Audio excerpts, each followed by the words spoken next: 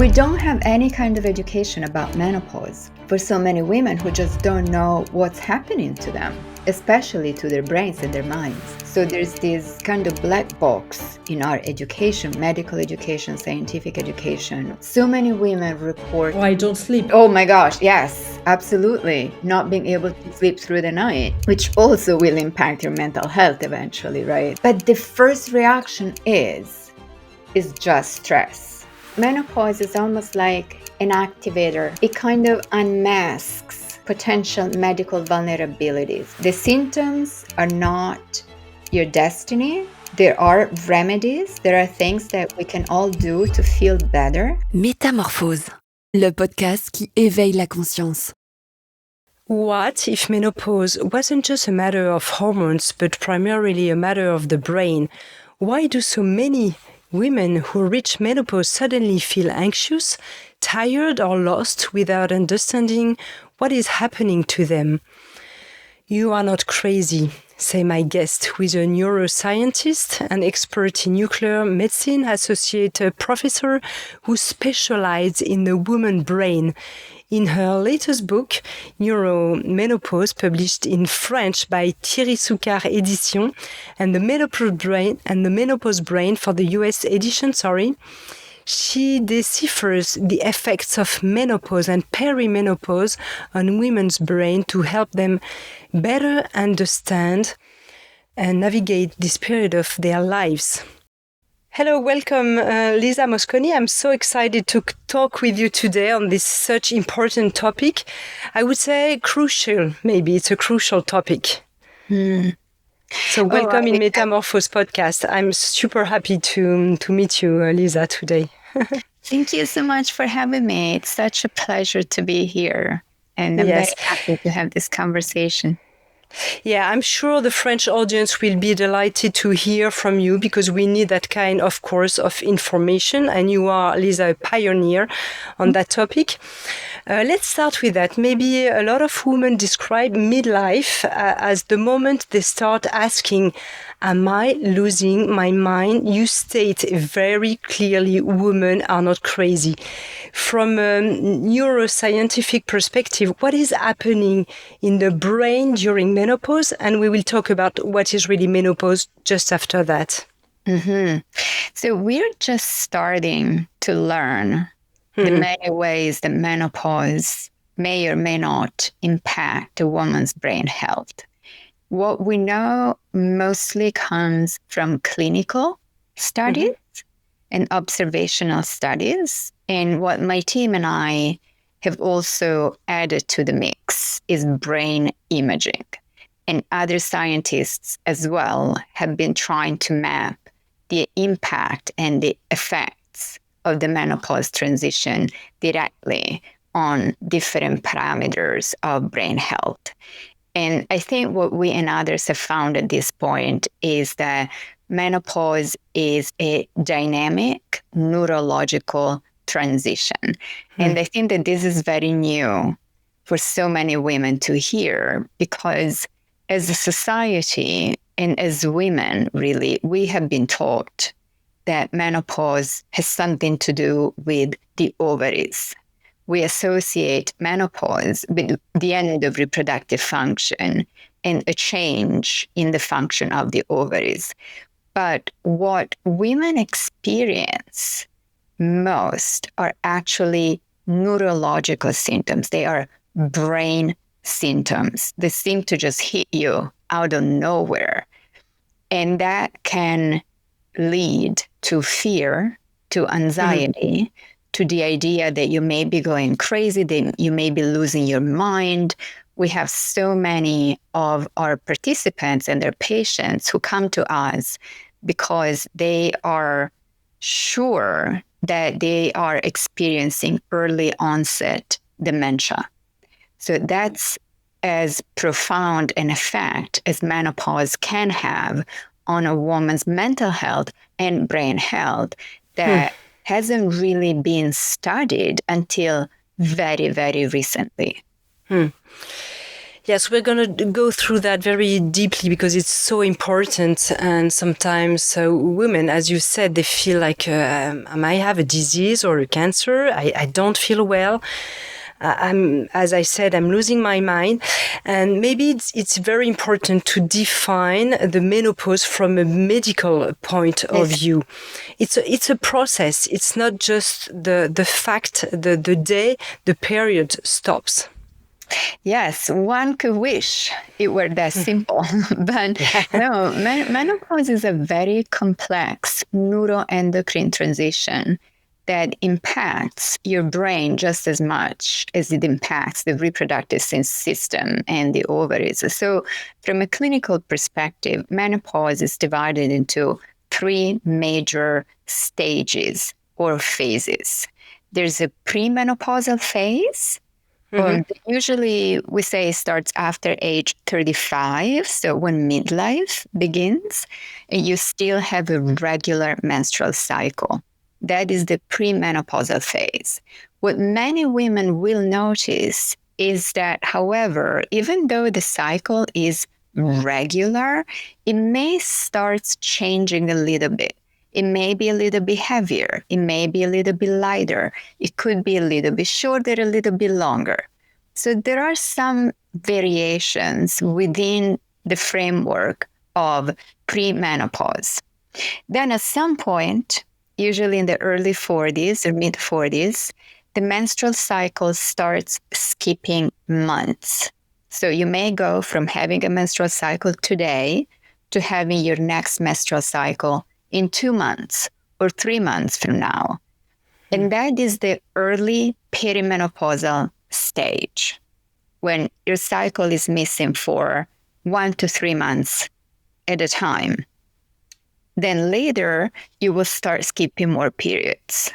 And once your period is missing for, like 3, 4, 5, 6 months at a time, that is the late perimenopausal stage where the symptoms are more likely to be present or more severe. So hot flashes are usually associated with menopause, or night sweats, which also is not necessarily the best term because some women just feel chills.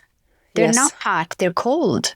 And there's this change in the way that the body and the brain really regulates body temperature that's being characterized as the main symptom of menopause that most women are familiar with. But so many other women feel brain fog. Like this idea that you have mental fatigue. Your brain is tired. It takes so much more energy to do something that 3 years before, 5 years before, you would have done like this. Yeah. So that is very upsetting to so many women. And their forgetfulness, there can be forgetfulness, there can be reduced attention span or a reduced ability to multitask. Also, perhaps reduced resilience to stress at that particular phase. Anxiety may be a symptom. Depression may be a symptom. Reduced libido may be a symptom. And they do tend to cluster up together and they intensify at that point of the transition. So not after menopause, but before. Yeah. And that's really important to know because that phase for women who are fairly lucky can last 1 or 2 years, but for some women can last up to 7 years. And that could be very disruptive. And it's important to know. It's important to know that menopause is not just the time where your doctor says you haven't had a menstrual cycle for a year or more, you are now in menopause. Yeah. The most brain active part of menopause is actually prior to that. It's the years leading up to no longer having a menstrual cycle. That is menopause, clinically defined. Yeah.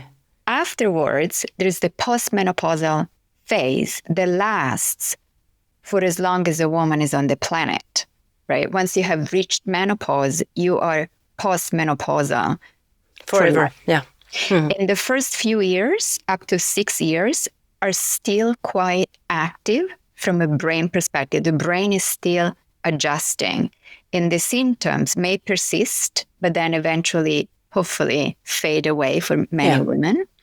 And then the rest of the menopausal stage, so the late postmenopausal phase, is typically less turbulent for most women, although for some, unfortunately, the symptoms persist. Yeah, we'll come back on that regarding also the hormonal treatment later on. But before that, why does menopause exist at all? You treat that question in your book.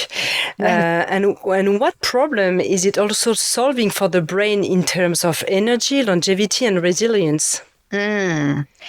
So that's a really controversial question or topic, if you will. There are two schools of thought at this point. There are scientists and epidemiologists and clinicians who do believe that menopause is a mistake, that nature did not intend for women to live past their reproductive years.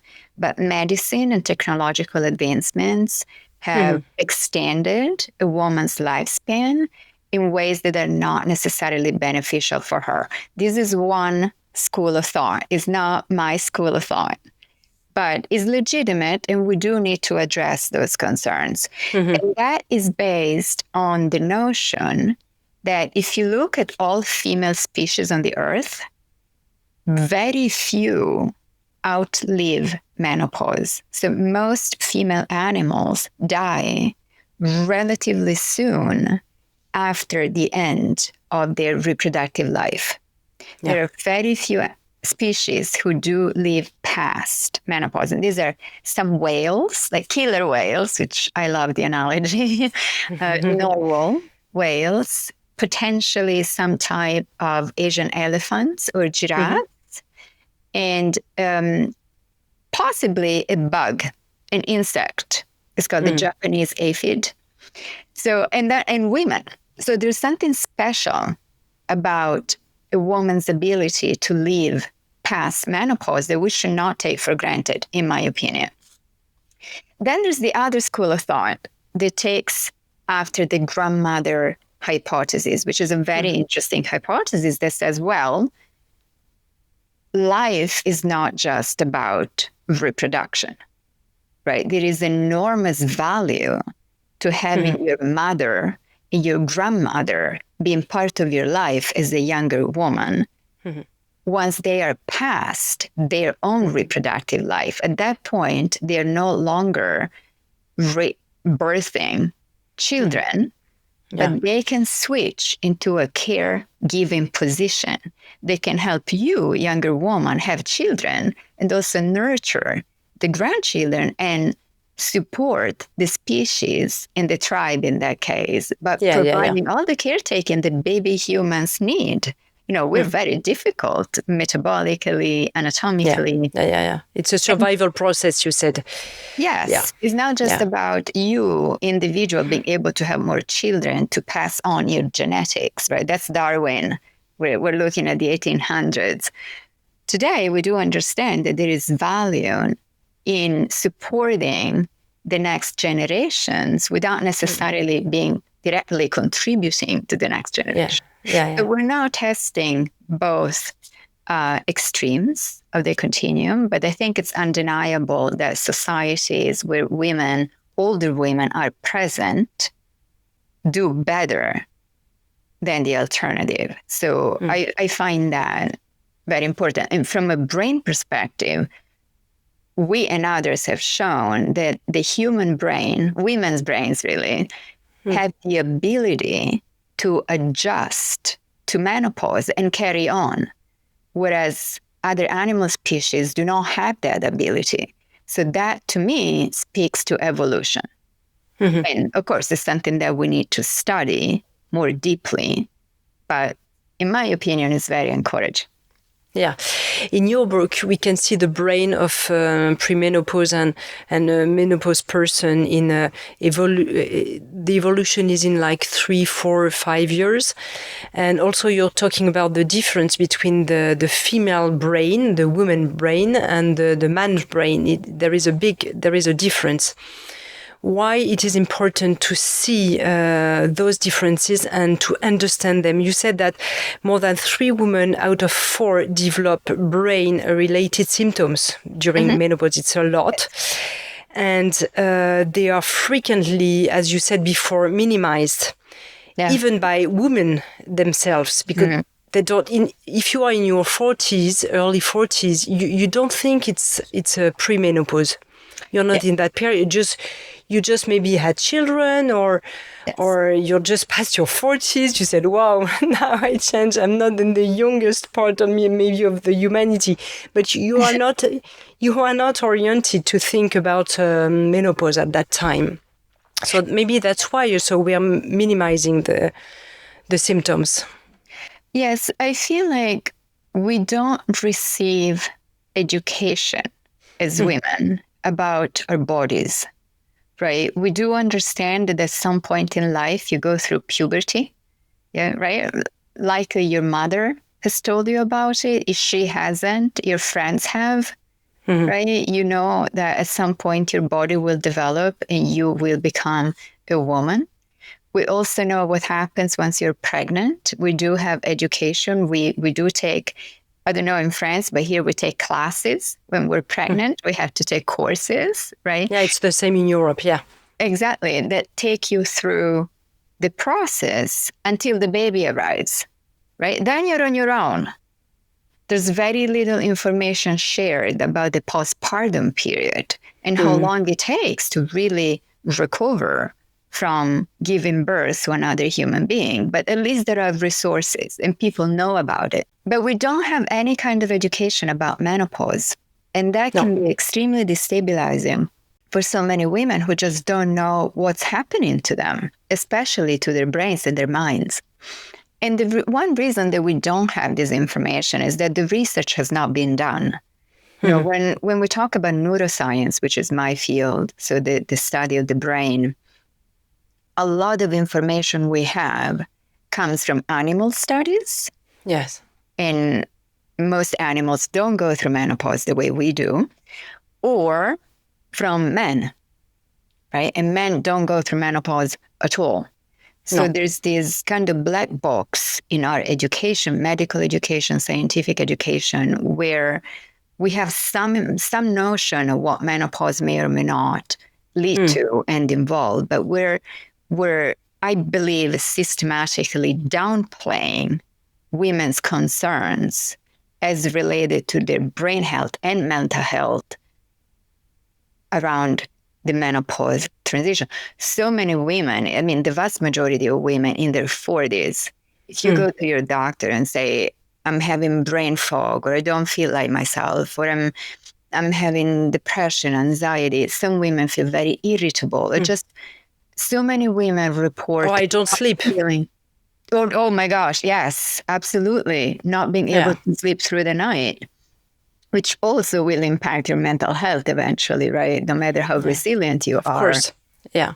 But the first reaction is just stress, right? From most physicians, many physicians, are you stressed? Are you having a difficult time? How's your marriage? How's your relationship? How's your life? How's your family? And so many women end up being put, at least here, end up being put on antidepressants because physicians do not recognize, in some ways, manifestations of menopause outside of hot flashes. Like if you say, I'm having hot flashes, they'll be like, oh, let's talk about options. Yeah. But for everything else, we don't have a good framework yet. Yeah. And also, I show your book, and I remind the auditors, the audience, that there is now a very good French version of your book. Yeah. But just to say that there is also a separation between gynecology and urology that maybe failed women during this life transition, because as you explain, and maybe we go deeper into it, you've been talking about ovaries, but the major problem is how the brain reacts, and it hasn't been studied since very soon. Yeah. Yes, absolutely. See, in Western medicine, I think we're really good at addressing acute reactions. And there's this paradigm where every organ has a doctor, right? If you have a problem with your heart, you go to the heart doctor. If you have a problem with your eyes, you go to the eye doctor. Menopause is not a disease, it's a transition that, yes, it is triggered by the ovaries, but because the ovaries are connected to the rest of the body and communicate to the rest of the body and the brain using hormones, then the effects are not localized to the ovaries. The effects are systemic, right? Heart functionality can change, metabolic activity can change, fat distribution can change, bone density can change, brain function can change. But menopause has been somewhat confined to the ovaries. Therefore, you go to a gynecologist.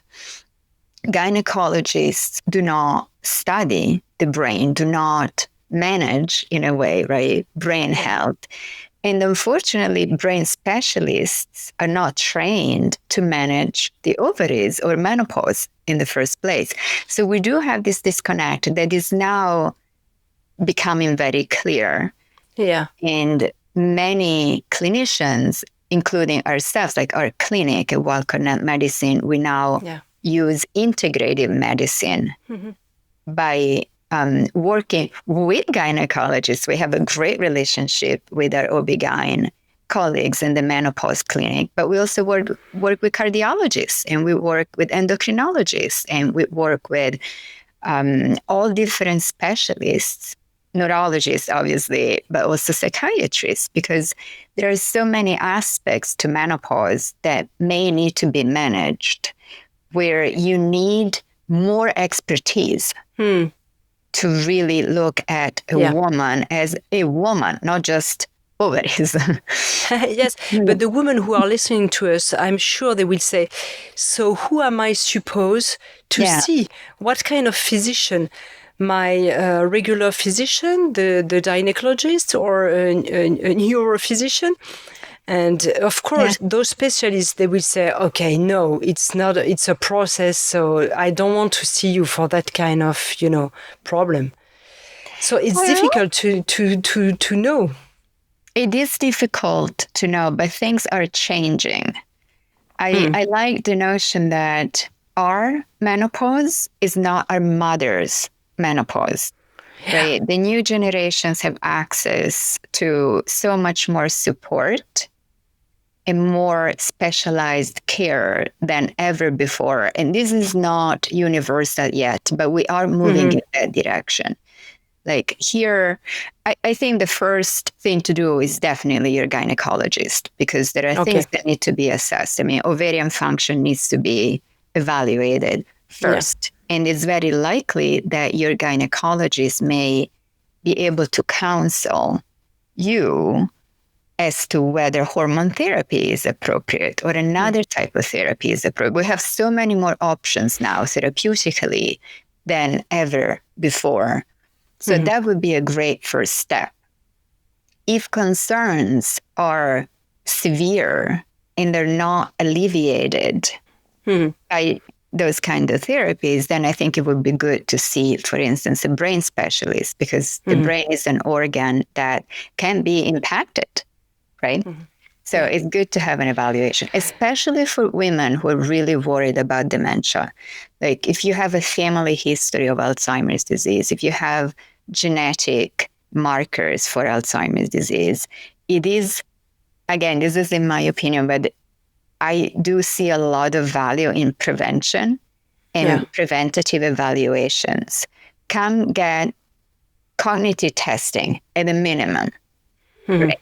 So that we can compare your memory to other people's memories, and then we can reassure you it's menopause, right? It's not something,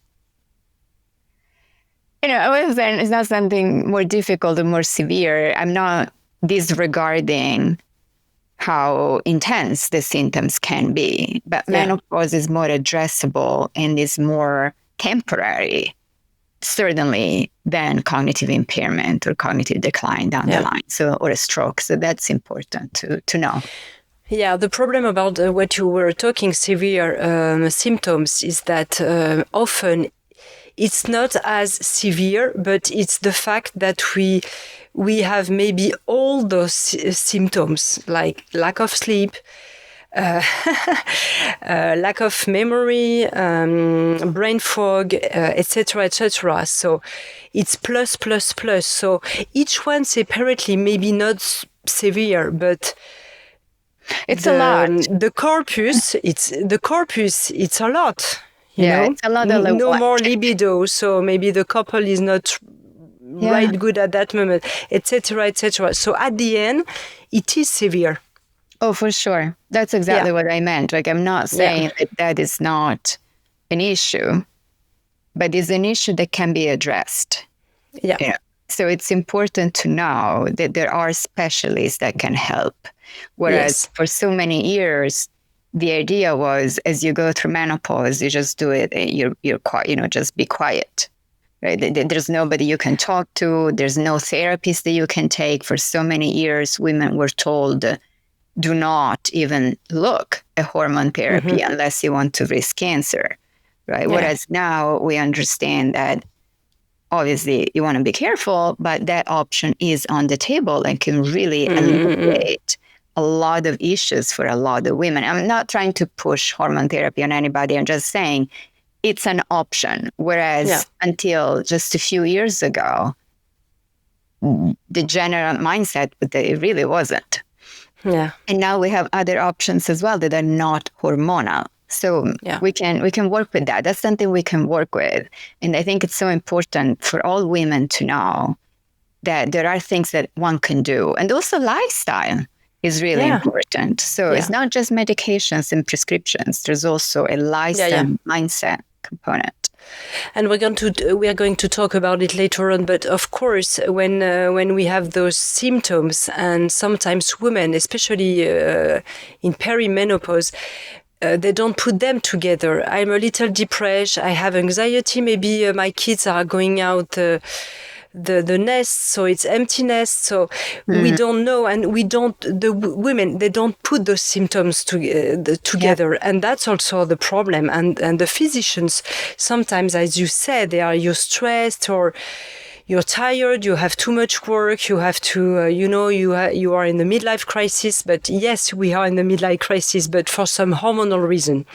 And you're talking about a neurological window at that time that is very important. Yes, the window of opportunity.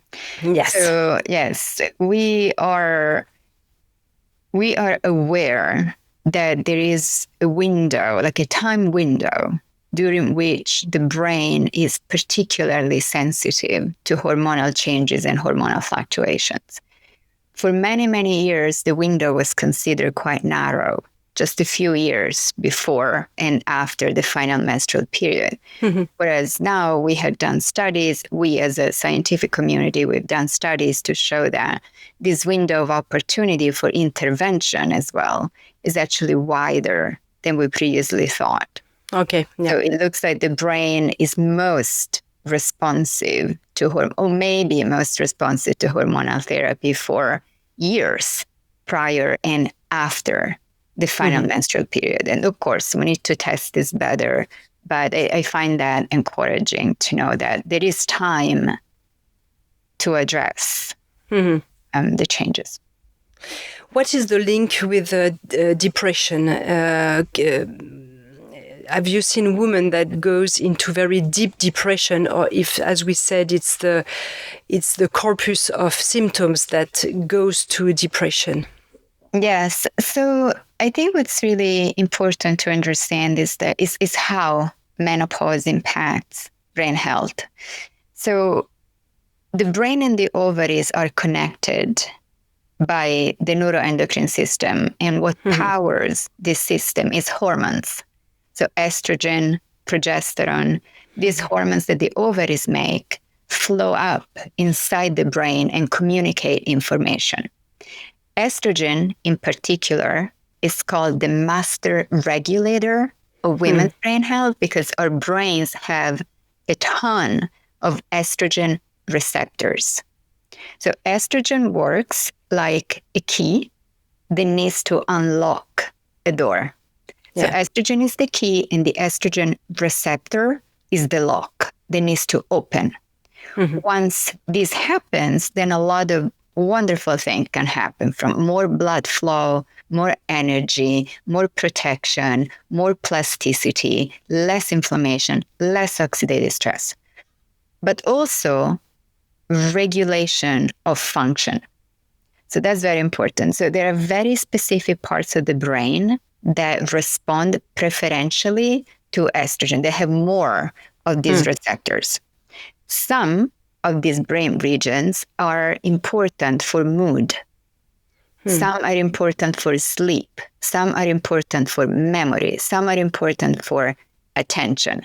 So what happens, for instance, there's one part of the brain is called the amygdala that is involved in mood and mood regulation and mood stability. Is not the only one, is one off, but just to clarify how this works, right? So if estrogen is consistent, if the concentration is stable, then the amygdala has stable functionality. If estrogen starts going high and low, or just low, the function of this brain region will change. And that may lead to symptoms of depression or anxiety or fear or even rage in some women. We knew that very well with the postpartum, for example, because we had a lot of fluctuation of the hormones, for instance. But we didn't think about, we have the same in premenopause. It's doing the same up and down. As you said, it's going up and down. And one of the boss in estrogen is also estradiol, as you said. You said it's the CEO of the brain. Yes. So estrogen is a class of hormone, not just one hormone. There are different subtypes. And the most powerful, the most neurologically active and most abundant is called 17-beta estradiol, which is the hormone that the ovaries produce the most of until menopause.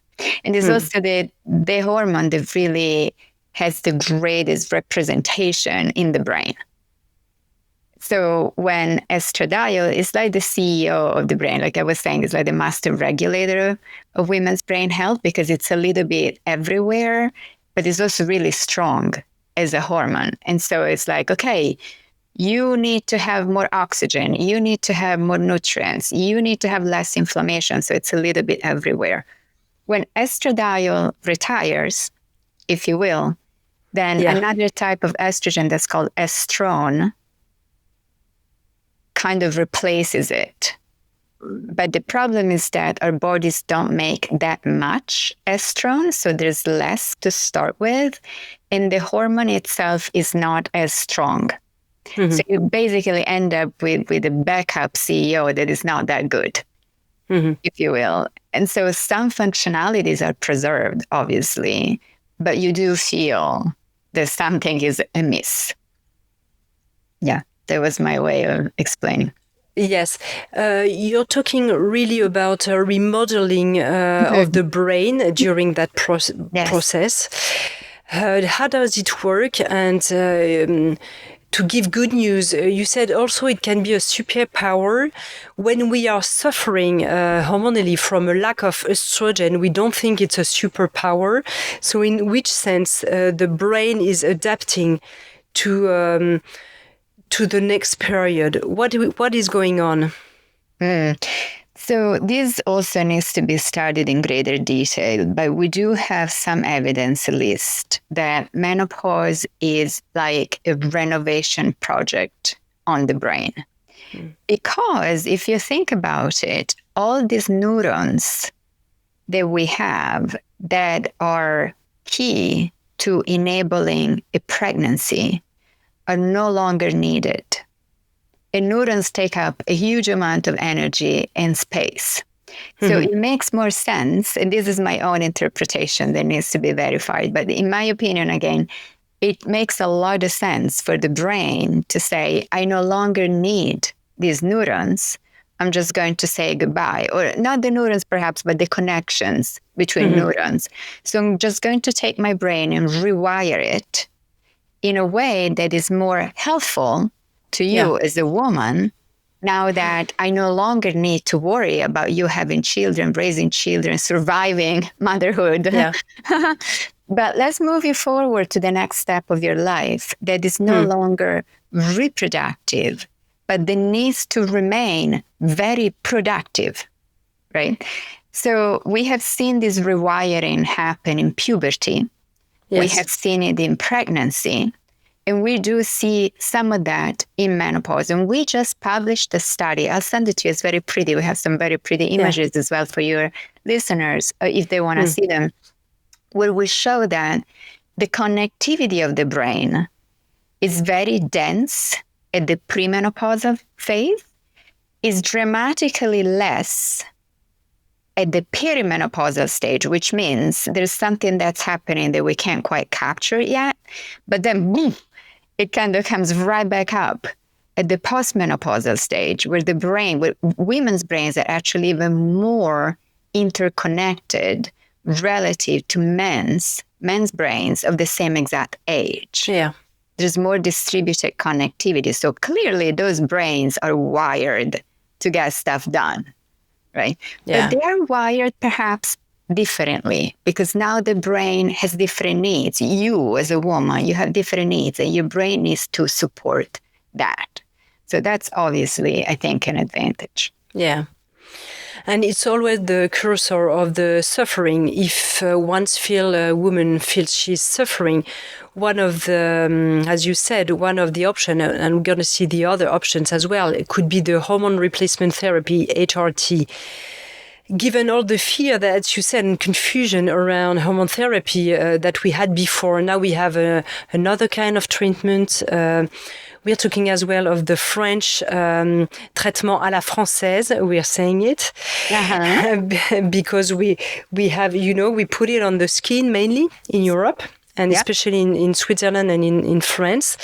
I don't know in the US and in Italy, Dr. Mosconi, you'll tell us. But you said that it's, of course, it's they have to be informed, they have to see that with their doctor and physician, but what would be the consideration for women who are suffering? For you, it's a good option to take that hormonal replacement therapy? Sorry. I would say the hormone replacement therapy is a viable option for many women. We do have contraindications, which are important to know. Some women are not eligible for hormone therapy. Things are a little bit more flexible over here, although there's heated debate over where to draw the line. And things will certainly change. But right now, professional societies internationally have revised their position. Yeah, especially the FDA, huh?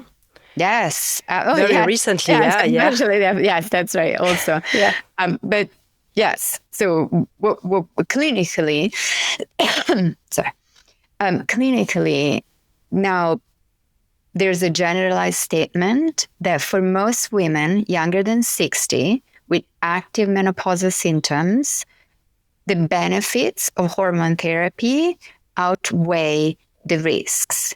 And the risks are actually considered rare. And I think that this is really important for so many women to hear, because we still have in our collective knowledge and understanding, we still hear the warnings. HRT causes breast cancer, right? So many women will just tell you right away, I don't take it because I'm scared of cancer. So it's important to have a balanced understanding of what the risks and benefits really are. And for instance, I think a lot of women can relate to the notion, and I don't know in France or in Italy, but we do know that drinking too much alcohol is a risk factor for breast cancer. Yeah. But it's modest as a risk factor, right? And the lack of sport as well. Sedentarity is the big risk of cancer, for example. Absolutely. Or junk food. Yeah. Yes. So those risks are actually more impactful than hormone therapy in terms of risk of breast cancer than the type of hormone therapy that was used 20 years ago that was linked to breast cancer risk. Mm-hmm. But I don't hear that many people say, I'm not going to have this glass of wine because I'm worried about breast cancer. Mm-hmm. Right? So it's important to know what the actual risks are and what the context is. And this is not to say that the risk is zero. I'm not saying that. Absolutely. We're not saying that. We're saying the risk is individual.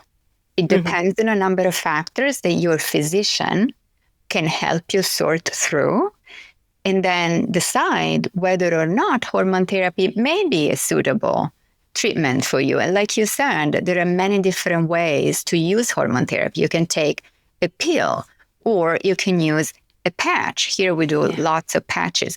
Or you can do the spray or the gel. Yeah. It's all individual. It really needs to be individualized. And it's on the table. I think what's important to say is it is an option.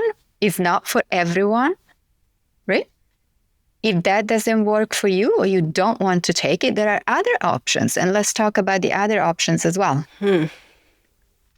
For the brain, what is the good thing with the hormone replacement therapy? For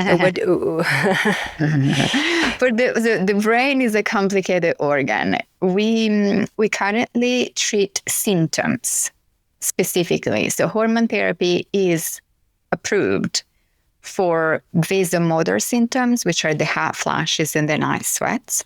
Yeah. It is used here off-label also for sleep disruption and for mild depressive symptoms when those are triggered by the menopause transition. Obviously, if you can't sleep for other reasons, then hormone therapy won't help you. Mm-hmm. But if your sleep is disrupted because of hormonal changes or the night sweats, right, then hormone therapy obviously may help out. So those are the biggest indications. For brain fog, we're working on it. Okay, and it prevents also from other disease, like for Alzheimer, it helps, or cardiovascular. There are indications. Controversial. Yeah, I know. Let me tell you, we're working on it. I do feel that there is a role that needs to be clearly researched in ways that are modern and that are unbiased. So this is what we're doing right now. I don't know if you heard, but I just launched what is believed to be the largest ever research program on women's brain health, especially menopause, hormonal changes, reproductive history, and risk of Alzheimer's disease. So it's a 3-year sprint, which means that we have 3 years and a large budget to really answer the most pressing questions. So in 3 years from now, hopefully I'll have specific answers about this. And we're hoping to provide the kind of rigorous data points that we all need as a scientific community to reshape the conversation and hopefully finally move away from something that happened 20 years ago that we're still kind of gonna say stuck with. It's not the best word, but we're still heavily impacted by. Yeah, let me ask you a kind of tricky question, if I can express it properly. If we take the hormonal therapy, we don't let the brain do the job it's trying to do. It means adapt, as you say, rewired the thing. So, and if we stop the hormonal treatment little by little, we reproduce the premenopausal process, making like fluctuation. And if we stop at 60, the hormonal replacement therapy, at 60, it's like the menopause. It's brutal. So we are doing the same thing again. So I was wondering whether it's a matter of time, and if we're taking the treatment, are we just postponing the symptoms? No, I don't think so. Okay. I think what studies have shown... Does it make sense to ask you that? It does make sense, yes. Yeah. Yes, absolutely makes sense. And we thought about it too, for sure. And we are now addressing that using brain imaging. So now we finally have some tools that allow us to measure estrogen concentration in the brain. If you can believe it, which I could not, until 2024, we had no way to do that, which is unacceptable. But well, now we do. So we're learning more and more and faster. And what my understanding is that if you take hormone therapy during the progression, during the transition to menopause, that will actually ease out the transition. So because it doesn't necessarily change your brain, but it alleviates the symptoms. So your brain is still going to transition, your body will still transition, but you may not feel it as much. And the idea of taking hormones after menopause for a certain amount of time, that's also been revised. So until a few years ago, the idea was you just take it as little as you can for as short a period as you can. As soon as you're feeling better, you stop. Now the idea is that there is no cutoff. If you have the symptoms, you keep taking it. If it helps you, you keep taking it after age 60. Though, of course, you want to be careful. You want to work with a physician who really understands you and does all the right testing. But there is no arbitrary age by which to stop. And we are using brain scans and other modalities to really map out what happens in the brain hormonally and also with other parameters when you don't take hormone therapy as compared to when you do take hormone therapy. So we're doing the studies now. And let's see. But I would say there is no evidence that taking hormone therapy would hinder the transition process or put you or your brain at a disadvantage. If nothing else, it alleviates the symptoms. I will also say that it's very person by person. Like some women really benefit, some women really don't love it. So we're trying to also understand if we can possibly predict this kind of response. Like what women are more likely to benefit for hormone therapy and what women may not, and why, so that we can better decide once a new person starts treatment, is that right for you or not? Yeah, it's really interesting because the brain can say, oh, maybe it's a kind of fake it, you know, it's fake. And also, but you respond to that just right now. So it's really interesting. And also, if you take it after maybe 2 years or 5 years, we know that we have a window of 10 years after the period stops. I don't know if it has been revised as well. But the brain suddenly says, oh, my God, it's coming back again. Estrogen are back, or progesterone is back. What's going on? And, you know, it's... and from that perspective, it's better to take it before earlier. Yes, so there is not that shock of, oh, what's going on? Well, it's an image, of course. It's a metaphor I'm doing. But well, it all depends on physiology. See, the thing is, what really matters here is not the hormone per se, but is the receptors. The receptors are not forever. The brain needs to make them constantly. Okay. All right. And at some point, if you don't have any hormone to activate the receptor, then the brain is going to think, well, I don't really need them. I'm not going to put the effort Okay, to feel copy. these little things. And Yeah. so at some point, the estrogen receptors are down-regulated, which means they kind of disappear.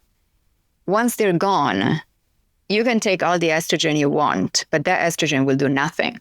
Yeah. The receptors are gone. Yeah, So it's the okay. system that needs to be active. And that's what we're trying to define with this window of opportunity model.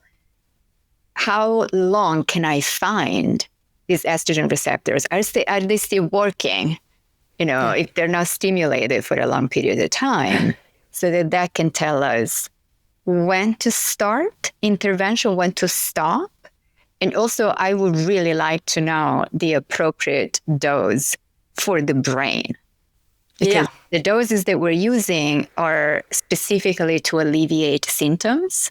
Yeah. But for us, the question is what you were asking before. Well, can I use hormones to support the brain, not just to remove the symptoms or alleviate the symptoms, but can I use them as like a preventative strategy for brain health?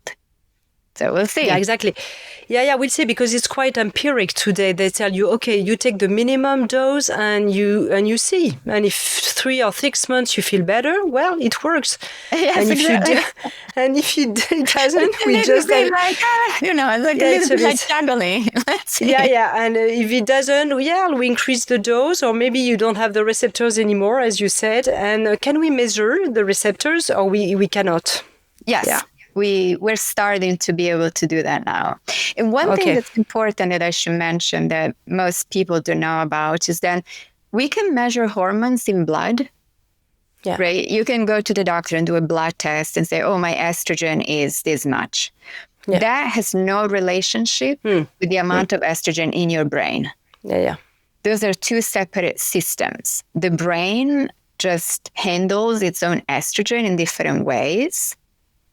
So I cannot use a blood test. Yeah, very clear. Yeah. Okay. Yeah, very clear, but good to say it again, because for some people it's we know the estrogens are going. Like, oh, I went to the doctor and my estrogen is low, therefore. So we don't use blood tests to determine whether a woman is a candidate for hormone therapy. We just use symptoms, because the symptoms come from the brain. And the blood doesn't tell you anything about your brain. Mm-hmm. So I would love to move that to a brain scan. Yeah. Maybe quickly, can we talk about progesterone and testo, but very quickly. And after, I want you to move to the lifestyle choices and maybe the non-hormonal options that we could have, because it's so important. Yeah, absolutely. So maybe on progesterone and testo, very quickly, if you have something to say about it. I'm sure you have. So progesterone is another very important hormone that is quite consistently overlooked and tends to bottom out, tends to decline before estrogen does. It's not as well studied, but it's been linked to changes in sleep predominantly. So sometimes progesterone therapy can be used to support specifically sleep, which is important to know. Testosterone is not as well studied in terms of brain health. We do know that testosterone therapy can help with low libido. It's approved for that. We don't fully know if we could also use that kind of therapy to support things like energy or cognition or mood. The studies have just not been done. We need to have more research, more conclusive research. Is that short enough? Yeah, it's perfect. So good to know. So progesterone, if you want to take progesterone, we just have the pills or buy the vaginas. We can take it as well. And mainly at night. Huh? Yeah. So for sleep, it would be a pill. Usually it's oral. Mm-hmm. Yeah. Yes. There is another way to put progesterone? No. It's, there are things by like the skin, no. But the best way is a pill. Yeah, already. Absorbed better. Okay. So let's talk about addressing the non-hormonal options that we have, botanicals, phytoestrogens, maybe. What the studies shows at that point. Yeah. Yeah, I would add that when I wrote the book, we did not have Veoza. Actually, Veoza is in the book. So we now also have non-hormonal therapy for hot flashes. And those are called neurokinin inhibitors. Yeah. So that's a very interesting class of prescription medications that I would advise people to look into. Yeah, it's quite new. Are not an option, right? Yeah, so very important. Botanicals and supplements and things like that. The evidence for efficacy is lower than generally with hormone therapy, but that's obvious, right? Any medication is engineered to give you a strong effect quickly. When we look at the power of plants, especially in vitamins, we need to look at long-term changes. So that needs to be part of your lifestyle. And there are some formulations that have been associated with a gentler menopause. And I think my top two would be phytoestrogens, like you mentioned, which are estrogenic compounds that are extracted from plants. Those have been shown to work for some women, especially for hot flashes and night sweats. Yeah, with the soy? No. Soy, yes, there are soy extracts predominantly, or red clover as well. That's more for like night sweats. And then another one that's actually approved in some European countries is called black cohosh, which is another herb that is used for relief of menopausal symptoms. I would also mention some therapies that are non-hormonal but have been shown to work. And one is cognitive behavioral therapy, where basically you work with a specialist to, in a way, modify your response to symptoms. So you're not addressing the hormones necessarily, but you can train yourself to not feel the hot flashes as strongly as you might, or not suffer from stress as much, So that is valuable, and it's been endorsed by professional societies as well, which is a big stamp of success. Another one is clinical hypnosis. I think is more difficult to find specialists that really treat menopause, but they're becoming more and more available as the need becomes clearer. So that also is endorsed, or at least not frowned upon by professional societies. And then obviously we have lifestyle. And lifestyle is so important, from diet, exercise, stress reduction, avoiding toxins. There are many things that we can all do on a daily basis to improve. Maybe just tell us what are the good things, and we have to be careful of the inflammation of the body. So sugar is the big maybe issue on that. Yes. And what else, for example? So refined carbohydrates are not helpful, because hormones are hormones. Insulin is a hormone. I think it's really important to keep glucose and insulin levels steady as we go through the transition. So refined carbohydrates, refined oils, processed food in general is out. That has to go. Whereas whole foods, especially of plant-based origin, become really helpful, because they are a wonderful source of antioxidants, of anti-inflammatory compounds, of other compounds that do support hormonal health. And it's also becoming better known that, we always talk about the microbiome, but there's one part of the microbiome is called the estrobolome that is very specifically involved in estrogen regulation and recycling through the body. And what keeps those good bacteria or microbes alive is plants. They really love plant-based foods that ferment well in the gut, like oligosaccharides, onions, right? Beets, all these vegetables and tubers that have a little bit of a sweet taste, but not quite. And those are very good for gut health, which is in turn also good for hormonal health. And what you said, that surprised me. You said you have to be careful with weight loss in the way you're making it, because sometimes it can be worse because the hormonal fluctuation, they don't like if you lose weight in a bad way very suddenly. You know, that, yes. I mean, yo-yo dieting, crash diets are never a good idea. It's much better to focus on muscle mass. I think all women, once you're starting in your 30s and 40s, it is important to make sure that you have a good muscle mass and bone density adequate and skeletal mass, because that preserves metabolic activity. And what happens in menopause is that because the estrogen source is changing from estradiol, which is made by the ovaries predominantly, to estrone, which is made mostly by burning fat. Right. So what happens in menopause is a lot of women notice that they're accumulating belly fat, which is very upsetting for many. Yeah. For aesthetical reasons. However, that's our body's way of preserving estrogen reserves. Yeah. So you don't want to interfere in a dramatic way against what your body's trying to do, because that's going to be your buffer against estrogen depletion. So I think, you know, a healthy diet, a good exercise routine that is not punitive, but more supportive. There's a friend of mine, Mary Claire Haver. She's a menopause specialist. Oh, yes, it's her. Was it Mary Claire?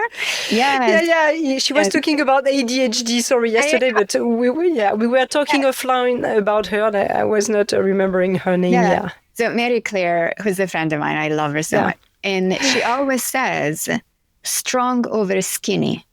Yeah. In menopause especially. And I think that's such on point. We're all so conditioned to look a certain way. You know, you need to have this kind of shape, or you need to be thin, you need to be slender. No. We need to be strong, because that is the most important preventative measure that we have. We want to preserve bone mass. You know, a hip fracture is what sends most women downward. Right. So it's really important that we take good care of ourselves. I think as women, we should let go of these prefabricated notions of looking a certain way and really just feel that we're strong and capable. We're happy, you know, to be comfortable in our own skin. Yeah. And I think that's a really good idea. So we pick up those dumbbells and resistance bands and do a little training. Yeah, that's it. Musculation now is becoming very trendy because of that, because we have this information and we know it stimulates the hormone system. Yes, absolutely. And it's quite new as well. It is new. Until very recently, it was all cardio. It was all like sweat it out. And how about slow but steady burn that supports muscle growth and recovery, which is very important.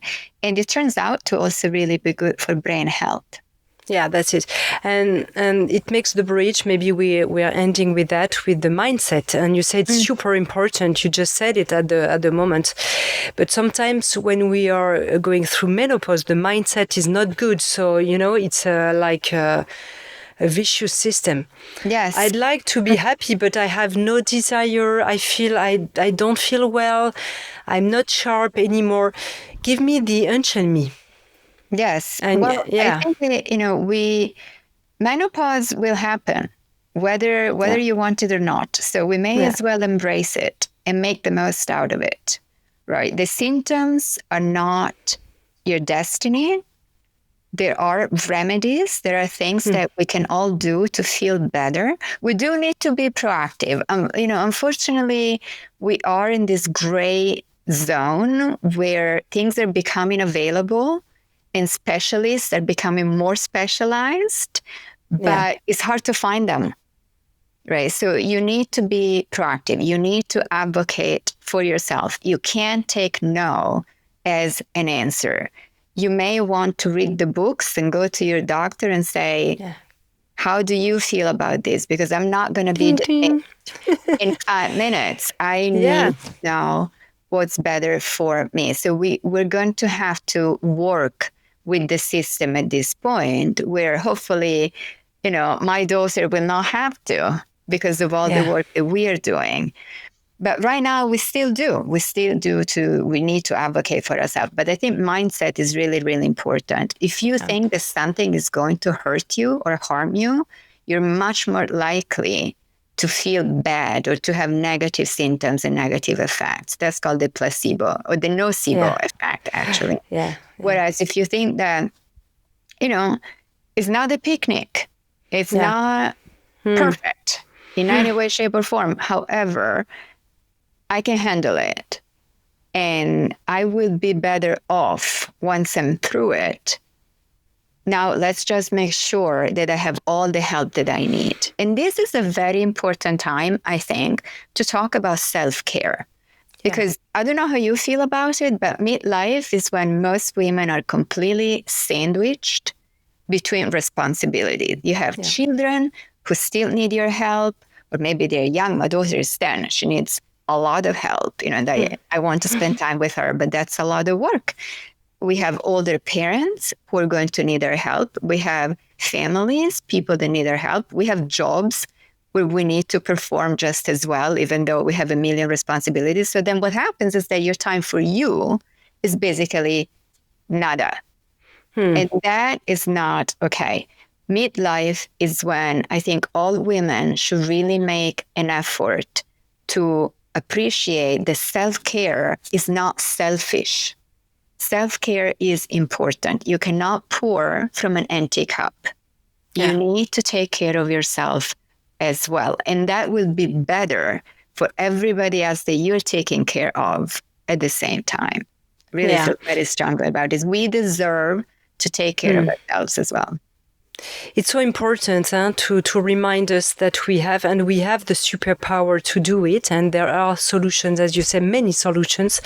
Maybe a little word, if you have to say something on ADHD. We didn't have time to talk about it. Your friend, the doctor, Mary, she's talking about that.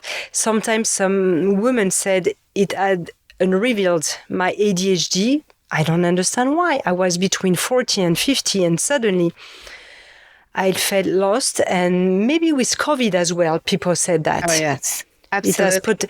I don't know if it has potential, the menopause, but I think there are studies showing that. Oh, yes. And see, I think the thing about menopause is that menopause is almost like an activator. It kind of unmasks potential medical vulnerabilities. So if you have a predisposition to depression, but you've never been depressed in your life, you may experience the first episode of depression as you go through menopause. Same with panic attacks or anxiety. Same with brain fog. Let's say if your neurons have a hard time, your brain is not doing so great with memory, but you're still handling things just fine. When your brain is in a vulnerable position, you may feel more forgetfulness. And the same for ADHD. Attention, the parts of our brains that are important for sustained attention and focus and concentration are heavily regulated by estrogen. So a lot of women, as they go through menopause, what they basically may be experiencing is a reduction in attention span and the mental fatigue on top of that, which really feels like ADHD.